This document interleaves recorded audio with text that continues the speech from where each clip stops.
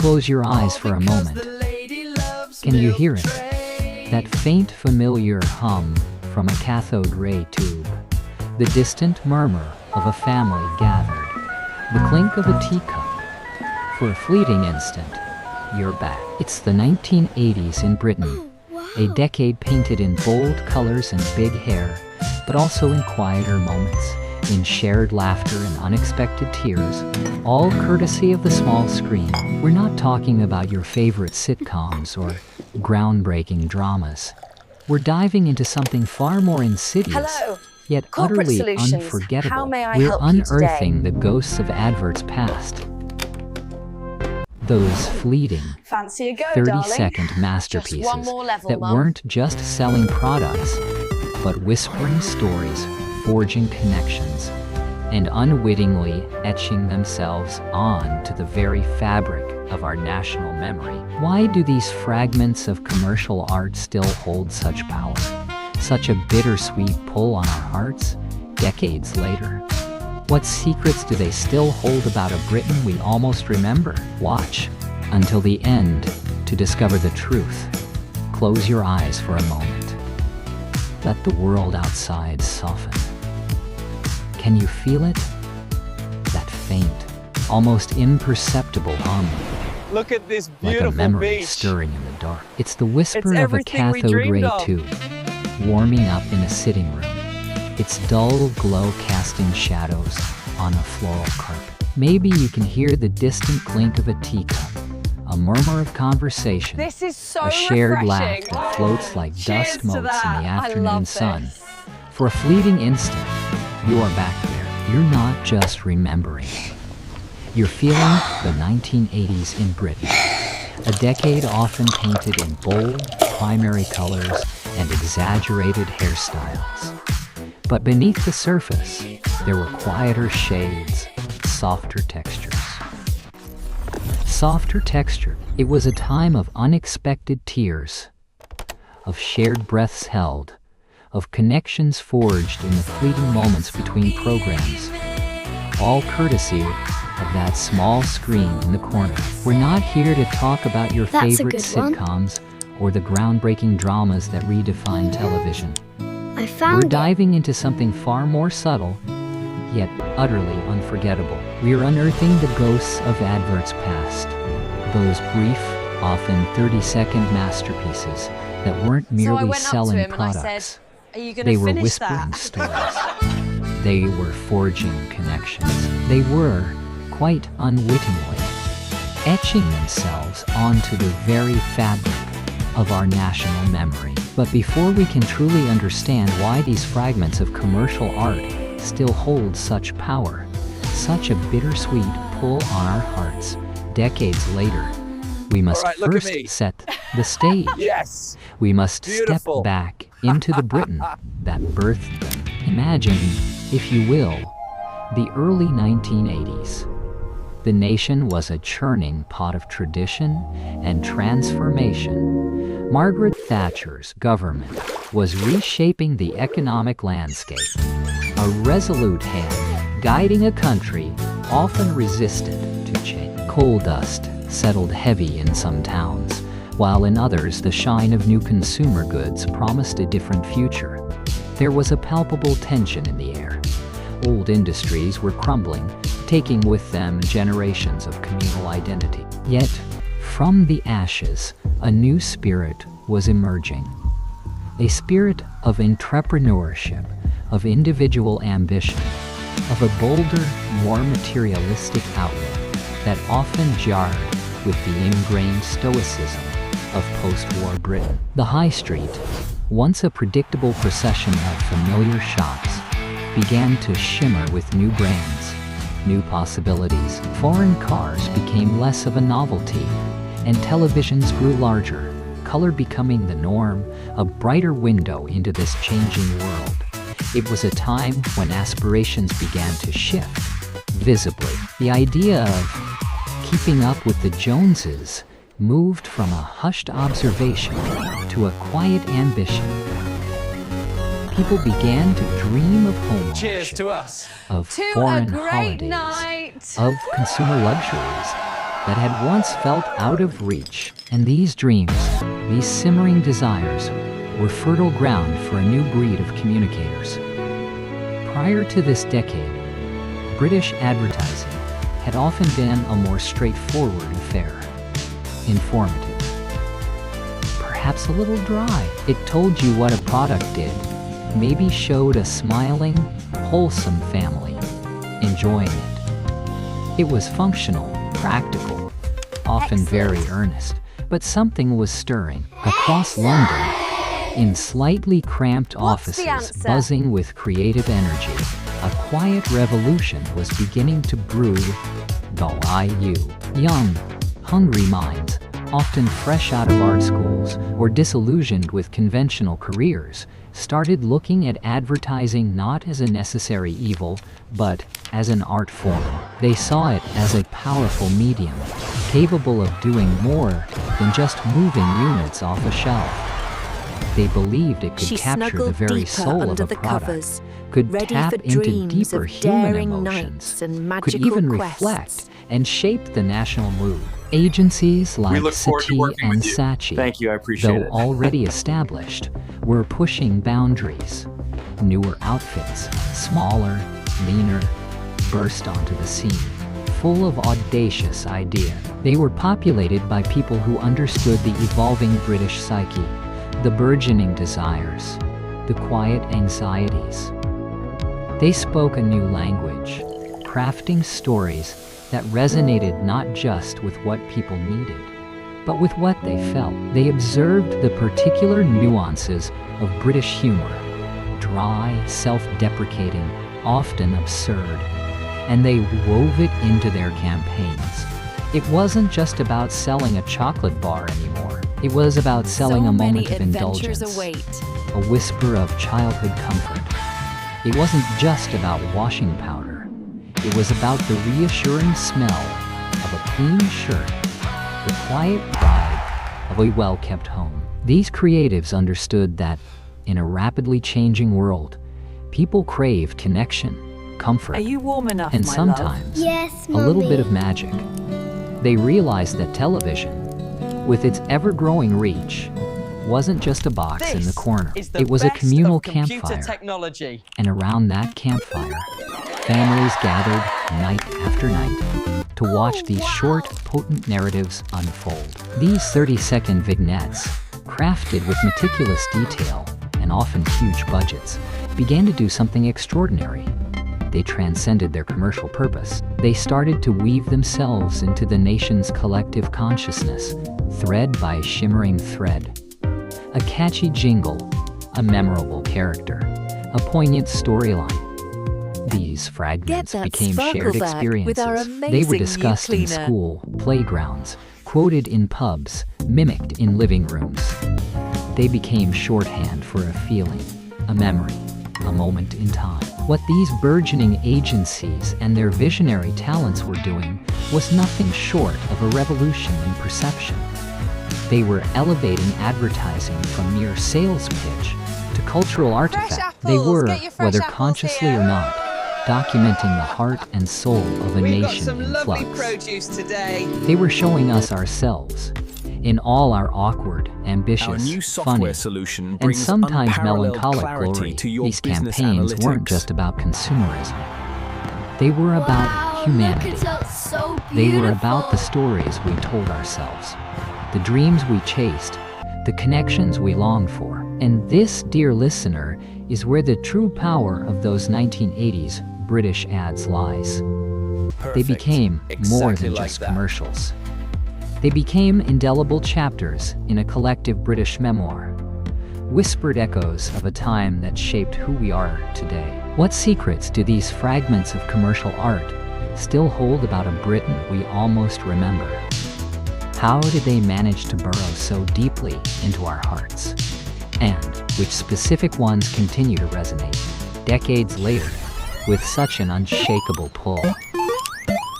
The answers perhaps are held in the flicker of a forgotten screen, waiting for us to remember them one by one. Keep up the good work. Close your eyes for a moment, lean back, if you can. Let the world outside fade just a little. Can you feel it? That faint, almost forgotten thrum against the soles of your feet. The ghost of a carpet you once knew. The air perhaps holds the scent of lemon polish, or the rich, comforting dust of an old cathode ray tube warming up in the corner of a living room. We're not just remembering, we're stepping back to a Britain that hummed with a different kind of energy. A Britain where the television wasn't a personal device in your pocket, but a shared altar in the family heart. And within those flickering hours, nestled between top of the pops and the evening news, something truly remarkable unfolded. Something insidious, yes, but also utterly enchanting. The adverts, these weren't merely interruptions. They were miniature films, tiny emotional epics, beamed directly into our collective consciousness. They weren't just selling us chocolate or coffee. They were selling us stories, dreams, a version of ourselves we secretly wanted to be. And in doing so, they etched themselves onto the very fabric of our national memory, leaving echoes that still resonate decades later. Take, for instance, the quiet, unassuming magic of J.R. Hartley. The year was 1983. The A began with a dusty leather-bound book, its pages yellowed by time. Come on, A man, let's go. not young, not old, but comfortably in the autumn of his years, Come on, walked boy, into a let's go. small antiquarian bookshop. His spectacles perched low on his nose, a tweed jacket soft at the elbows. There was a gentle melancholy about him, a searching quality in his eyes. He wasn't looking for just any book. He was looking for Fly Fishing by J.R. Hartley. The camera lingered on the shelves, rows upon rows of forgotten wisdom, the air thick with the smell of old paper and wood polish. Each failed attempt, each shaking of a knowledgeable head from the shopkeeper, deepened the small, quiet ache of his quest. And then, the moment. Have you tried the yellow pages? The suggestion was almost an afterthought, a quiet whisper in the hushed sanctity of the shop. Suddenly, a new world opened. A quick shot of the thick, yellow telephone directory, its pages dog-eared, its print stark and practical. He found a listing. Zap!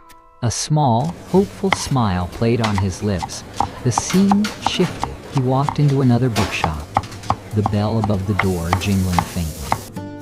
And there it was.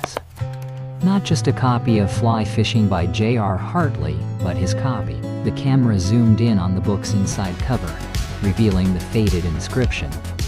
J.R. Hartley, a beat of pure, unadulterated joy. His own name, staring back at him from his long-lost childhood classic. Yes, I do. He had found himself. The advert wasn't about fly fishing. It has been a pleasure or doing even business about with you. books. Indeed. It was about connection, about rediscovering a lost piece of I one's love past, you, my darling. about the quiet triumph of a small personal I love quest. you too, It was a Mummy. masterclass in cinematic storytelling, unfolding in under a minute, yet carrying the emotional weight of a feature film. There was no shouting, no hard sell, just a gentle, almost wistful narrative that tugged at something deep within us. It captured the essence of a particular kind of British sensibility. Understated, slightly Wow, melancholic, you did it, darling. deeply Yes, sentimental. I did. And the yellow pages, an inanimate object, became a tool for profound personal discovery, an unexpected hero in a quiet drama. This wasn't a one-off. Delicious. The 80s Absolutely excelled at lovely. crafting these miniature sagas, drawing us Can I in have with some more, characters please? we came to care for. Week after week, commercial break after commercial break. Remember the Nescafe Gold Blend couple? Anthony and Sharon. Their story began in 1987, unfolding across a series of adverts that became a national obsession. He was an aspiring got it. novelist, she an intelligent, enigmatic neighbor. The initial encounter was pure, got it, understated darling. tension. A borrowed book, A shared This is glance, perfect. a cup of Nescafe Gold Blend, of course. Each subsequent aid was another chapter in their slow-burning romance. Would they finally confess their feelings? Would they ever get together? The nation held its breath, week after week, year after year. It was a soap opera, condensed into 60-second installments, played out not on ITV or BBC, but during the ad breaks. The dialogue was witty, the performances nuanced, the anticipation almost unbearable. We discussed their relationship at work, at school, around the dinner table. Did you see the Gold Blend ad last night? Became a common refrain. It wasn't just about the coffee. It was about the thrill Hello. of the chase, Corporate Solutions. the agony How may of I help you unrequited today? love, the exquisite torture of will they, won't they? Fancy a go, The darling. advertising Just agency one had more level, tapped Mum. into a fundamental human desire for narrative, for connection, for romance. They gave us characters to root for, a story to follow, and a product that, almost incidentally, became synonymous with sophisticated adult longing. The iconic soundtracks, too, became inseparable from these visual poems. Music had always been a powerful commercial tool, but in the 80s, it transcended mere jingles. Think of the Levi's Laundrette in 1985. A young, confident Nick Cannon, stripped Look at down this to his beautiful boxer beach. shorts, in a public It's laundrette, everything we washing dreamed his of. 501s. The scene dripped with cool, rebellious sexuality. And what was playing Marvin Gaye's I Heard It Through the Grapevine. The track wasn't just This background is so noise. refreshing. It was the ad. It Cheers imbued to the that. simple act I of love washing this. jeans with an irresistible allure, a sense of timeless cool. It transformed denim from a utility garment into a symbol of effortless style and individuality. The ad was a cultural phenomenon, skyrocketing Levi's sales and introducing a new generation to classic soul music. It wasn't just selling trousers, it was selling a lifestyle, an attitude, a feeling of being utterly, undeniably cool. Or cast your mind back to the Hovis ad. Though technically born in the 70s, it resonated deeply through the 80s. Its echoes a constant, comforting presence. That's a The good young one. boy pushing his bike up a steep, cobbled street in a northern English I village. found it. The rich, brass band music, Dvorak's New World Symphony, arranged for brass, swelled with a nostalgic ache. It spoke of community, of So I went honest up to him and toil, I said, of "Are a you gonna bygone finish era that?" that felt both distant and deeply familiar. The bread wasn't just bread, it was the warmth of home, the sturdy backbone of a nation, a taste of authentic British life. These ads were more than just clever marketing. They were cultural touchstones, fleeting glimpses into the heart of a generation. They captured look our at me. anxieties, our aspirations, our Beautiful. quiet moments of joy and yearning. They reflected back to us a version of Britain, sometimes idealized, sometimes painfully real, but always resonant. Why do we remember them with such clarity? Why does a particular melody or a character's knowing glance still send a shiver down our spine? Perhaps it's because they became inextricably linked to our own lives. They were the soundtrack to our childhood Sunday dinners, the backdrop to our first crushes, the quiet companion to our teenage angst. They were there when families gathered, when laughter spilled over the sofa, when the mundane rhythm of life unfolded.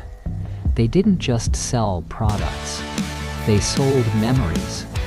They sold a feeling, and that, perhaps, is their lasting power. The bittersweet pull isn't just for the product they advertised, but for the moments they represent in our own personal histories. They are fragments of a shared past, whispered back to us from the digital ether, reminding us of who we were, and perhaps a little of who we still are. But what else did these 30-second masterpieces reveal about us? What other forgotten tales do they hold within their grainy frames?